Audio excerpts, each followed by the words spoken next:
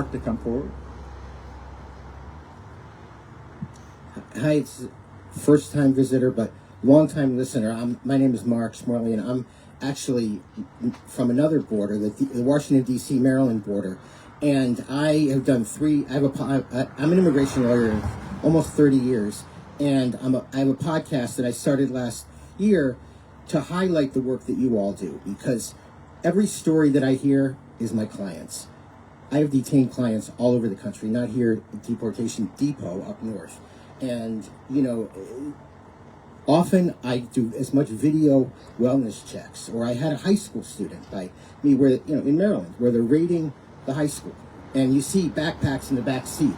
This is in Maryland. This is not in Immokalee. This is not in, in the middle of Texas. This is in Maryland under the eyes of all of Congress. Of, Jamie Raskin is my neighbor, so it's like, this is happening everywhere, and the level of impotence of people in power is there because, I tell people, we're not on their team, and I don't care what they're going to do. They're going to do what they're going to do. We gave them the tools to do it. And the power to take it back isn't going to come from me filing habeases and all of those things. It's powerful, it's important, I represent them, but who we are, what, quote, the rule of law is up to us. And the rule of law got us here. Laws were passed bipartisan because the thought process was, well, it's a problem we need to solve, but that's a little too much. To me, the biggest danger is not what's in power right now in the executive. The biggest danger is we can't do amnesty. We can't do something that great. Okay, he had a crime. He got busted with weed 30 years ago, and now he's got 3 kids, but sorry, he got busted with it. Nothing you can do.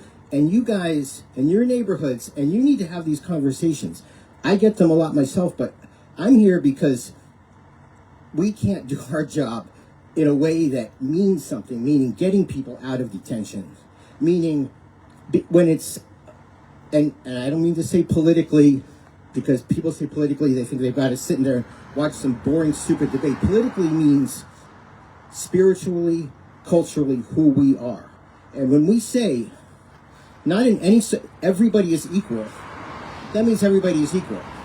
And when somebody says, well, but they committed a crime, you can give answers like, okay, so if you don't pay your taxes 1 year, should you be deported? If you drive without your license, this is an example, I'm going to try. You drive without your license for an extra day, you're on a suspend. You're driving without a license, I guess you should have your license taken for the rest of your life. Because that's what's happening. That's what's happening, and people need that reality. Well, you are throwing somebody out of the country. Your children are greatly affected. They are making, little laws and all within the confines to say that, well, I don't get 2 autistic kids. That's not a high enough standard to keep somebody here. 2 autistic kids, 3 other special needs. Like, they can just raise it because the people in power started out with this being a, quote, immigration problem. And so that's where, it's got to emanate. It's hard, but I've done episodes from Baldwin, Michigan, where people are out there in 20 degrees. I've done, talk about Tennessee, a reverend organizing in Memphis. There are people all over the country, and they're the ones to give us the hope. And they're the ones, because my colleagues, we're like beleaguered. And what gives me hope, what gives me energy, is that I'm out here with you all, because you are the immigration heroes. I mean, my people are too. I know Abrego Garcia, he's kind of my neighbor. His lawyers are fabulous. I know them. All these people, they're my, I've had people pulled out of the dungeons of Louisiana. But it's you all. It's you all that are saying, no, it's what we saw in Minneapolis. It's what we saw in LA. It's what we saw in Chicago. It's what we saw in everywhere here. So I had to be here. I had to be here. I went to college in Florida.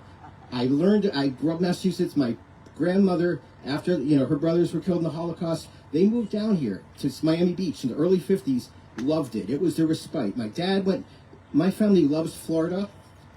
I love Florida, and it has a tradition of radicalism, and it has a tradition of protecting the Everglades. So you all got to take that back, and you got to take all this back. But I am just honored to be here. And if anybody wants to talk afterwards, I brought my mic because I'm going to do my fifth episode from here. Good evening and welcome to Living in the Promised Land. This is your host, Mark Smorley. And tonight I want to talk about, just briefly, we're going to play a video of a talk that I gave at the vigil at Alligator, outside of Alligator, Alcatraz last month. And I just wanted to introduce it real quickly and say what I was trying to say to bring the message I bring to the podcast, the message I bring, with all our guests and with you all. And that is that we gave the permission, in other words, we as a nation, we as a community, held on to tropes about immigrants, tropes about the border needing to be secure, and tropes about that were negative about immigrants, of needing to extra vet them, of having this sort of fear, and that's everybody. Now, clearly, the level of cruelty exceeds really any other administration in history. Just the level of attacks on immigrants, it's as an official act is horrific, and we've talked about that, and we've talked a lot about Alligator Alcatraz, but what I loved about the people there was it was a small crew, no question. It was relatively small, but they were a force and they were dedicated and they were a core from which I think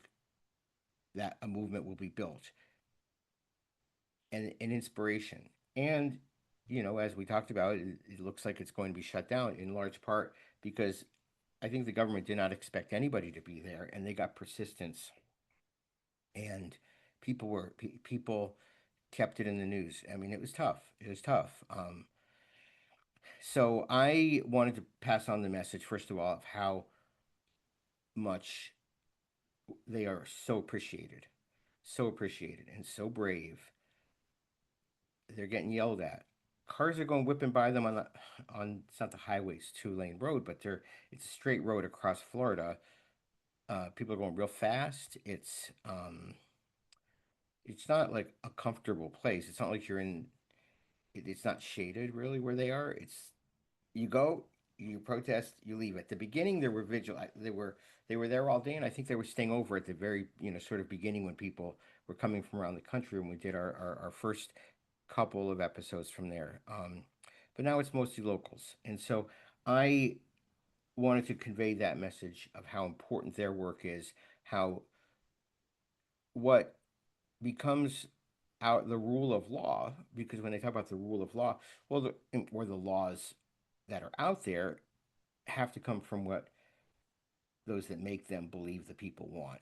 And so there we go. We need to have we need to um, change the paradigm, and change the way that we're talking about immigrants, the way we're talking about immigration, and we need to be honest, and we need to take on. And I talked a little bit about crimes because I had spoken to, I was talking about that with the people there, and how unforgiving the law is, and how, um, and I used an example of somebody who, uh, you know, it's a civil law. So if you drive on a suspended license, say your license is suspended because you're a U.S. citizen born here, and you would do something, lots of reckless driving, and your license is suspended. You have to go to school. You're not ready to drive again, and you drive, and you get pulled over. Well, what this is the equivalent to would be is if they then said, "Well, you're a dangerous driver, and you are banned from driving." mm, 10 years, 20 years, maybe for the rest of your life. And you might be able to have a waiver if you can have somebody in your family show why they would suffer if you couldn't drive and all this. But it's it is a it's really such a unforgiving, harsh system. And so, we've talked about that enough on the show and with other guests.